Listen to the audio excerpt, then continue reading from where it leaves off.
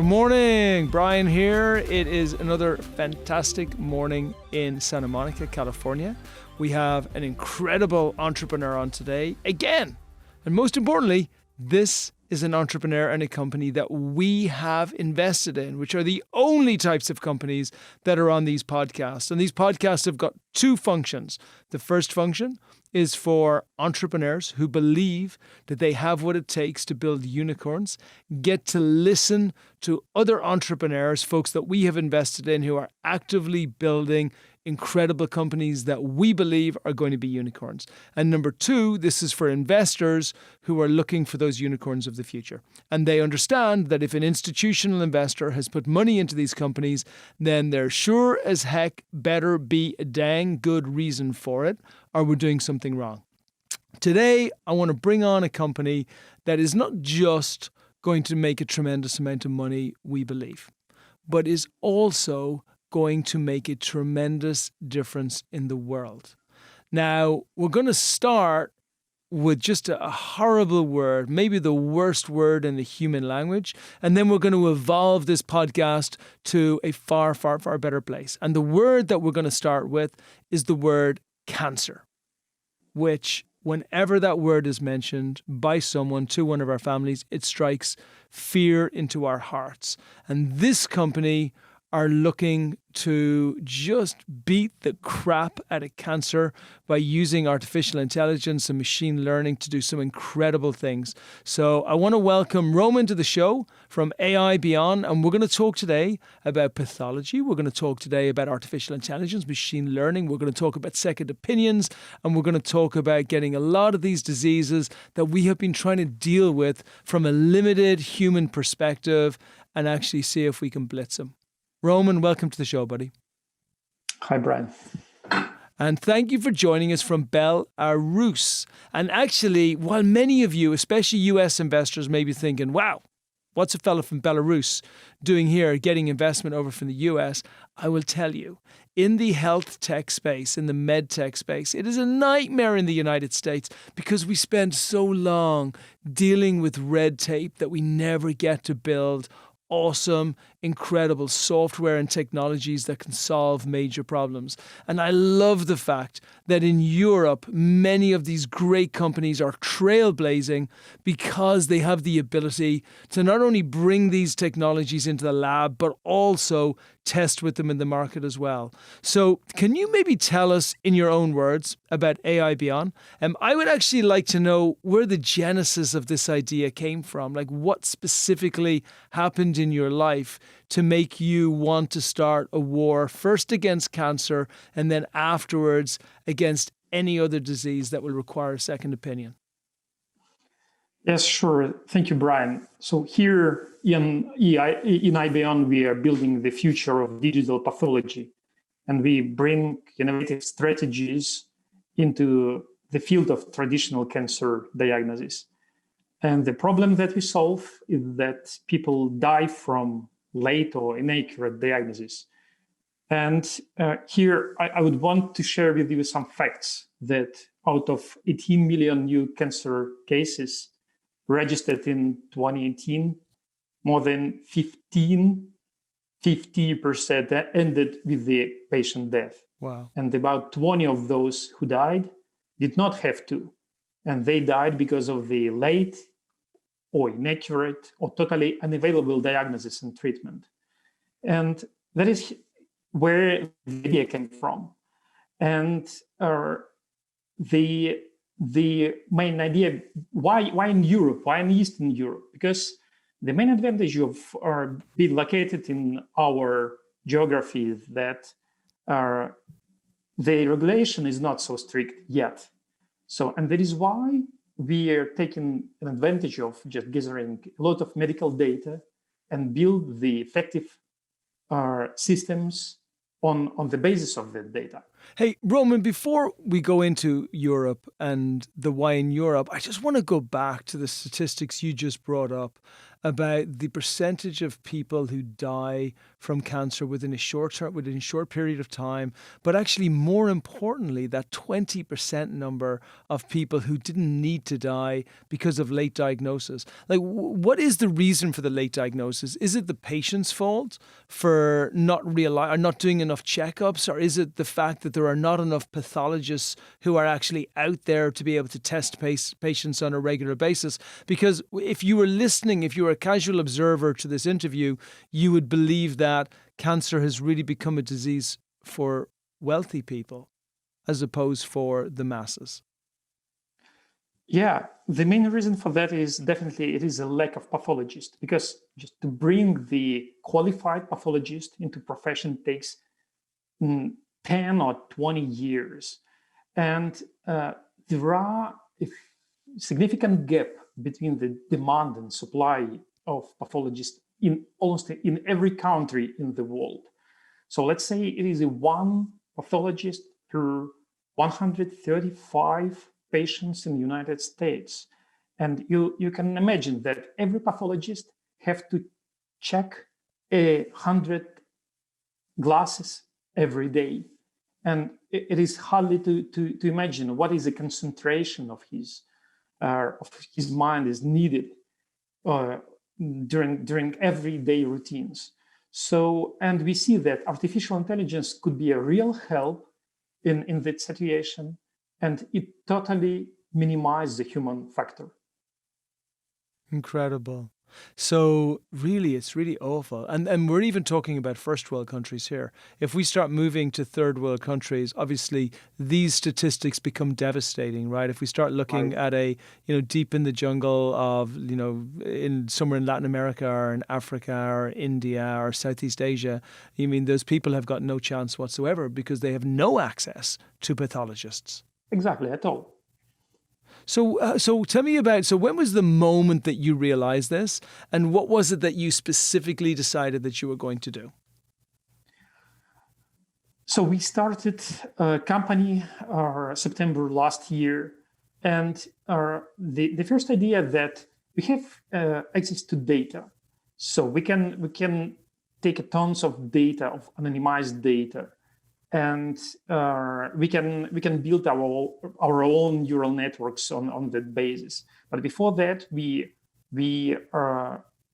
decided to build our own PACS system. PACS stands for Picture Archiving and Communication System. Mm-hmm. And this system itself, it is not an innovation because there are a certain number on the market right now. Mm-hmm. But we decided to develop it in a way we can embed AI components in there from the very beginning, from the very scratch, and decided to make it as more practical as we can, just to be a platform which we call a medical data as a service. Right. And by the way, the AI is so that you can get a deeper understanding of the data that you're looking at in the scans, right? So currently there's methodology for watching the scans digitally, but not deep technology that can actually allow you to look for much further detail, which can show you clues of things which are yet to come. Yes, exactly. It is what is called medical decision support system. So we are not responsible for the final diagnosis, but we provide the information which is required and necessary for making the diagnosis accurate, very accurate and affordable for patients. Okay, beautiful. So then you decided we need a better system. Actually, we just need a system which can actually not replace pathologists, but be that support to pathologists whereby they can be in 20 places at one time rather than just be themselves and overwhelmed with the amount of patients looking for them. And how do you go about doing that? You obviously you had to build a team around you first. Talk a little bit about where you found the team. Like, what do? You pick up you go onto LinkedIn and you say, looking for team to challenge to take on cancer in the biggest fight of our lives and change the world with one of the greatest whys that there's ever been. I mean, how did you do this? Not necessarily. So we get a very strong R&D team. So our guys got more than 15 years of professional experience in medical image processing, and they get tons of publications. And this team is backed up with the strong medical team, so of experts best in our country. So with the very big experience in pathology. So, and that is why these joint efforts, this joint team is very, very effective in building efficient systems and bringing hypotheses and verifying them. Okay, incredible. And how many people did you actually manage to convince into the team? So there are more than 6 pathologists and 5 R&D engineers. Wow, that's pretty hardcore. That must have taken, so obviously the idea behind it, I'm guessing with a company like yours, the mission is a very strong factor in bringing in phenomenal people. Because one thing, and I mentioned this at the beginning of the podcast, one thing is saying, hey, we're going to build a unicorn. That's fine.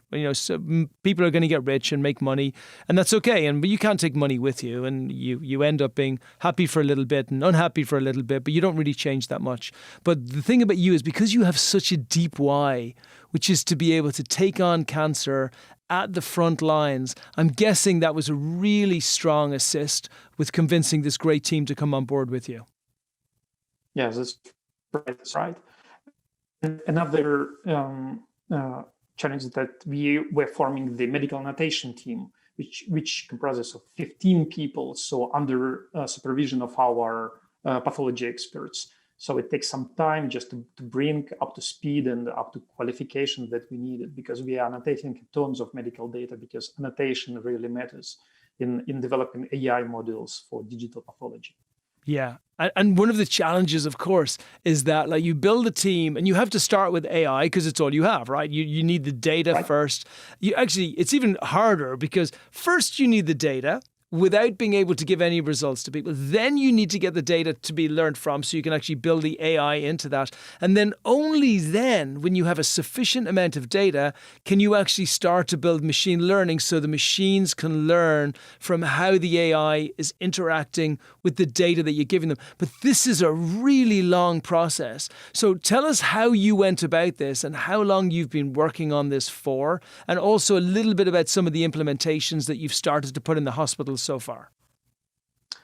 Yeah, so we've been working on a PAC system for a year, and our last 8 months for AI models. So we started from the very kind of a rare type of cancer, neuroblastoma, because it is not an easy case to start with. Mm-hmm. So we decided to take a difficult task from the very beginning, and we brought it for a non-clinical use in our child oncological center, and then we decided to switch to the more kind of a common type of a cancer, gastric cancer, and we are focused on that right now.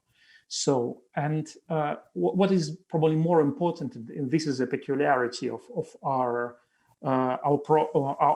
company, of our project, that we started as a pure technological startup, but we switched to commercialization of our platform, and we launched commercialization in a pilot mode. So before that, for half a year, we managed to overcome all the regulation barriers and to get an approval from Ministry of Healthcare. And starting from September, we are revenue positive. Hang on. You just flowed through that. Like, yeah, we just got an approval from the Minister of Healthcare. I mean, how did you do that? You started a year ago. You brought in a rock star team. Okay, so your team, with the amount of pathologists and AI PhDs that you've got there, great. You're like the Rolling Stones of the greatest med team that's going to come in and fix this problem. That's fine. The problem itself is huge, so I can see why government officials would want to be supportive in doing it. But how did you first get to know the Minister of Health? And then number two, how did you convince the Minister of Health to say, I support you guys, I want you to keep doing it? Probably the key element in the process was that we have a kind of a special economic zone called High Technology Park, and all the companies that admitted to High Technology Park are supported by ministries, and that is why we were supported by Ministry of Healthcare. And to a certain extent, we can say that on a basis of our MedTech project and AiBion project, we are building the backbone of the national digital pathology ecosystem. So, but what can I say that due to High Technology Park, so we get a tax benefits, we are supported by equipment and so on and so forth. So, and it was one of the key to success. Beautiful. And then, so did you receive government grants as well? I would have thought there's some good European grants still out there waiting for you, right? Yeah, so we received the grants from Microsoft, so and from NVIDIA. So we are applying for grants, but for the current moment, we are relying on our capacities in terms of earning money. So we want to scale locally, so we are effective in that. And this is a plan for next year. Excellent. And I definitely want to talk about the money that you're earning, because obviously that's tremendously important and highly unusual in a medtech company, which is as early as you.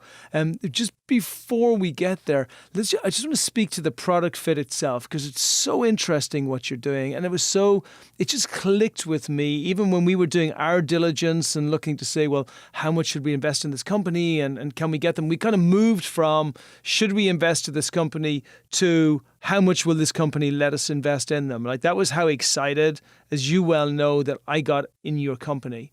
And it was because the thought of maybe a 3-step process. The first step is being told that somebody I love has got cancer, right? Which is devastating. Right. The second step is trying to see if I can actually get the right treatment and the right diagnosis from a pathologist who is really going to look at the scans that are taken in the hospital with their bare eyes, right?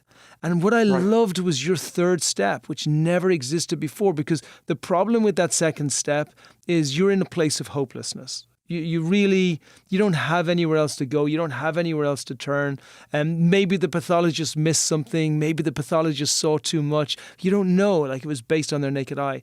And what I loved when you said it to me was, Brian, imagine if you could literally get that scan, run through an AI program that we have in place, and have an image that comes out with a second opinion, which comes through from AI, which can look deeper into all of the different elements than any naked eye would ever be able to do, and then tell you even more data from that. And the beautiful thing is, because none of these are in isolation, you can still go back to your pathologist and talk all about the additional information that you have there. So it is tremendously powerful and so useful to be able to go to market with. Yes, exactly. And even more, the more data we aggregate, the more data we collect, the more features we can, and the more knowledge we can extract from pathological image. It is an image of a high dimension. It is very big, so we can imagine 100,000 pixels per 90,000 pixels. And you can imagine that it is a kind of a map of a New York where you have to find the cars of a blue color. So that is extremely hard task for pathologists. So AI is the most effective solution to assist pathologists in this hard routine. Incredible. Yeah. And just the fact that that's just for a few $100s that you can get that is ridiculous. It makes it affordable for everyone with a disease that doesn't just cripple people emotionally, doesn't just cripple them physically, but it cripples them financially as well. So it's a huge advance. And then talk to us about how you've moved that now into a revenue generating position. I don't even know how you've done this. Yeah, that is because of the pilot mode. Because we launched a project in a pilot mode, and we started with the couple of medical centers, oncological and transplantological, and we propose patients to keep their data and to obtain first medical opinion, second medical opinion, and AI support here in Belarus.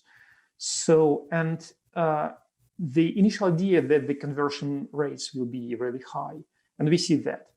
And the main challenge right now at the current moment is getting as much data as we can, and make it in a secure and the most effective way. That is what we are focused on right now.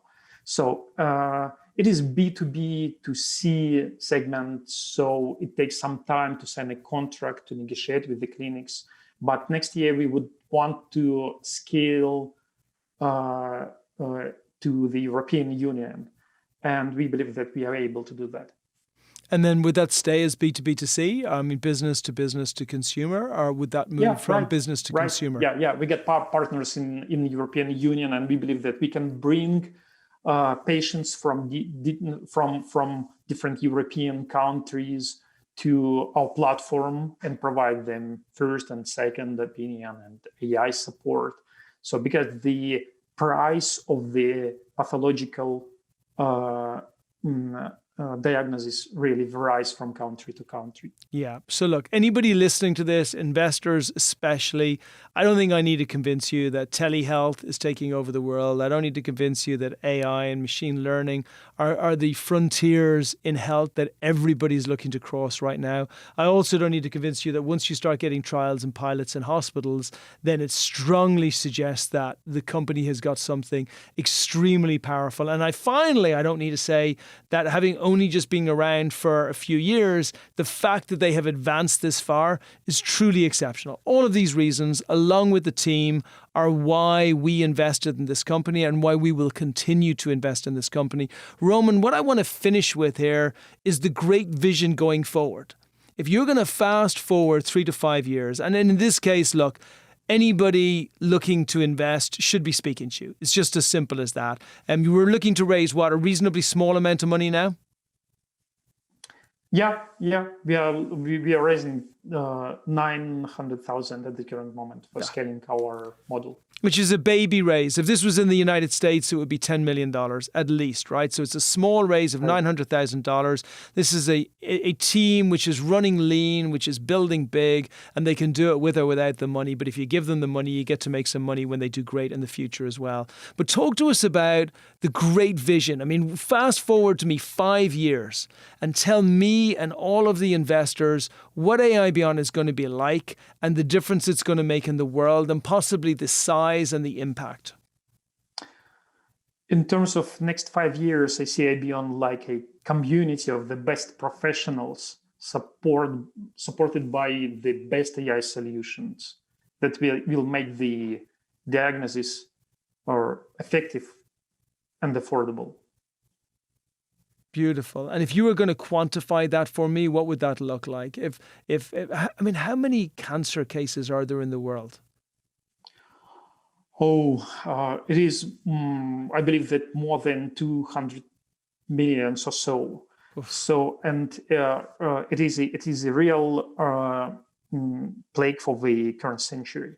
So we believe that the future without cancer is a real. It can become real.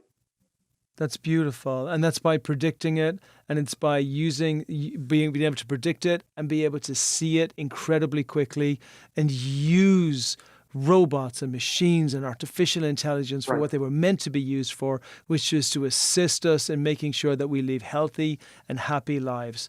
Roman, it's a pleasure. As I said, I couldn't be happier that we've invested into you. I love what you're doing in the world. If I can be in 10, 15 years' time and say that I was close to your side as you helped create a better world, which was cancer-free, then I will feel very pleased with what I've existed in this life. So thank you for doing what you're doing. Thank you for letting us come in as an investor. And I don't even need to wish you the best because you're absolutely killing it. For everybody and all investors that want to contact you, can you just give your email address and also the website for AiBion as well? Yeah, sure. Roman at aibion.ai. Which is AiBion.ai.